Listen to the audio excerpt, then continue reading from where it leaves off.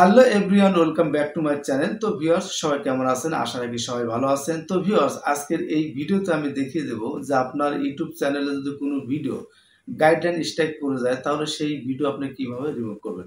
এই ভিডিওটা যদি রিমুভ করতে চান, তাহলে আপনাকে একটা ট্রেনিং কমপ্লিট করতে হবে।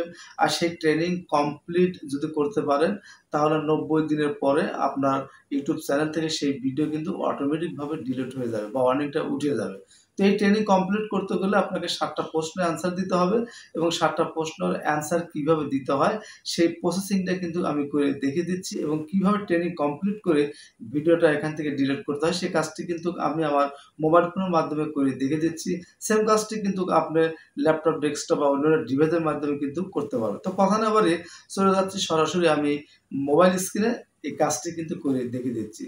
এজন্য আপনাকে যে কাজটি করতে হবে, আপনার ফোনের ওয়াইটি স্টুডিওতে যেতে হবে। তো আমি ফোনে ওয়াইটি স্টুডিওতে চলে যাচ্ছি। ফোনের ওয়াইটি স্টুডিওতে আসার পরে যে কন্টেন্ট, এই কন্টেন্ট নাম অপশন এটা ক্লিক করবেন।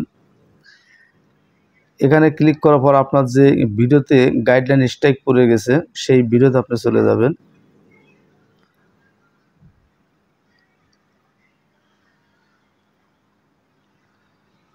তো দেখেন আমার এই ভিডিওতে গাইডলাইন স্ট্রাইক পড়ে গেছে। তো এই ভিডিওর উপর একটা ক্লিক করে দিবেন।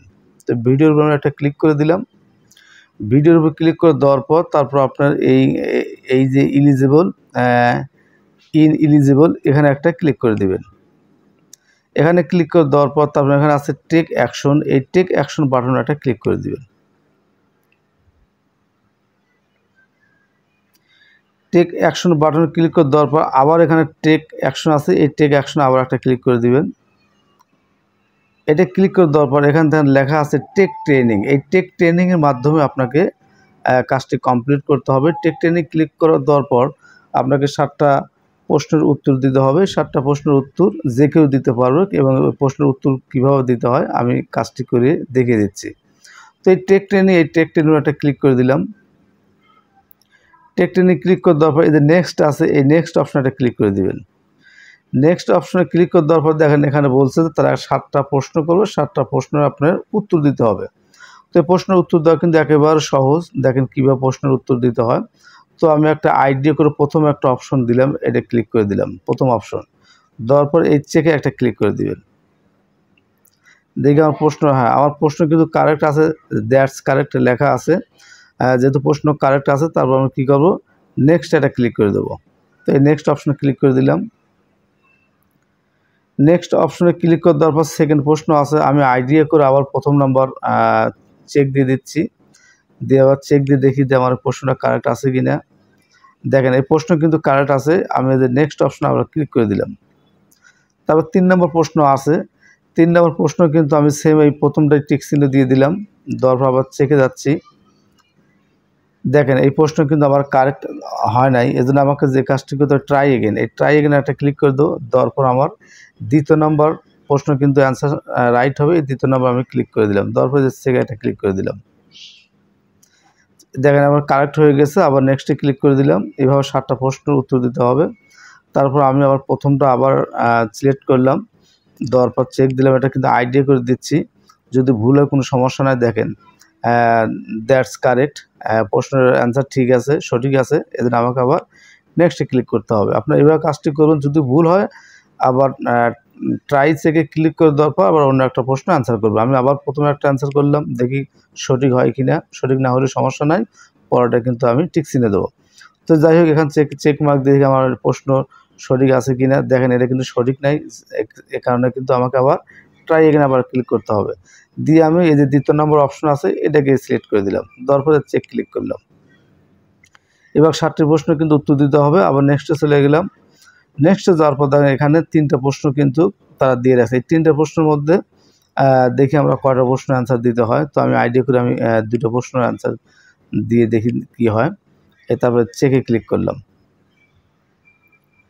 চেকে ক্লিক করে দেওয়ার পর এখানে তারা বলতেছে answer 2 is correct, answer 3 is incorrect. তার মানে অ্যান্সার 3টা কিন্তু কারেক্ট নাই, এই জন্য আমাকে এই 2 দিয়ে আবার চেক মার্ক ক্লিক করতে হবে।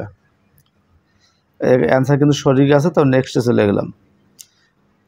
নেক্সটে যাওয়ার পর এভাবে কিন্তু আমার 7টা প্রশ্ন কিন্তু এখানে কমপ্লিট হয়ে গেছে। হ্যাঁ, না সরি, এখানে আবার এই প্রশ্ন দিলে কিন্তু আমার 7টা প্রশ্ন দেওয়া হবে। তো তারপর আমরা একটা আইডিয়া করে আবার দিই এখানে কোনটা কারেক্ট। আমি আবার এই 3 নম্বর প্রশ্ন দিলাম, দেওয়ার পরে এই যে চেকে দিলাম, একটা আইডিয়া করে দিচ্ছি। আপনারা আইডিয়া করে দেখবেন প্রশ্ন কিন্তু কারেক্ট না, এজন্য আপনাকে যে কাজটি করতে হবে আবার ট্রাই দিতে হবে। দেওয়ার পর প্রথম নাম্বার সিলেক্ট করলাম, দ্বিতীয় নাম্বার তৃতীয় নাম্বার প্রশ্ন সিলেক্ট করলাম, সিলেক্ট করে চেক মার্ক দিলাম, দেখি কি আসে। এখানে বলছে 1 নাম্বার কারেক্ট এবং 3 নাম্বার কারেক্ট না। তো আমরা 1 নাম্বার সিলেক্ট করে রাখবো, রাখার পরে আবার চেক মার্কে ক্লিক করবো। এভাবে আপনারা কিন্তু প্রশ্ন সমাধান করতে পারবেন। দেখেন প্রশ্ন অ্যান্সার দেওয়া খুবই সহজ, এই প্রসেসিংয়ের মাধ্যমে আপনারা চেষ্টা করবেন। তারপর এই যে নেক্সট একটা ক্লিক করে দিবেন, নেক্সটে ক্লিক করে দেওয়ার পরে এই যে ক্লোজ ট্রেনিং, এই ক্লোজ ট্রেনিং এটা ক্লিক করে দিবেন। ক্লোজ ট্রেনিং ক্লিক করে দিয়েছে, আমার কাজ কিন্তু ওকে হয়ে গেছে। Then take training, take a police training, তার মানে আপনার এই ট্রেনিং কমপ্লিট অন জুলাই 7, মানে 7 তারিখে আমি কমপ্লিট করলাম। তারপর লিখছে যে your warning will expire on October 5, মানে অক্টোবর মাসের 5 তারিখে আমার এই যে ভিডিওতে গাইডলাইন স্ট্রাইক করে গেছে এই চ্যানেল থেকে। 5 তারিখে কিন্তু আমার এই ভিডিওটা কিন্তু অটোমেটিকভাবে রিমুভ হয়ে যাবে। 90 দিন পর হচ্ছে ভিডিওটা কিন্তু অটোমেটিকভাবে এমনি কিন্তু রিমুভ হয়ে যাবে। তো গাইজ এই ছিল ভিডিও। আমার এই ভিডিও দেখে যদি আপনাদের ভালো লেগে থাকে তাহলে অবশ্যই আমার চ্যানেলটা সাবস্ক্রাইব, লাইক, কমেন্ট, শেয়ার দিয়ে পাশে থাকবেন। সবাই ভালো থাকবেন। খোদা হাফেজ।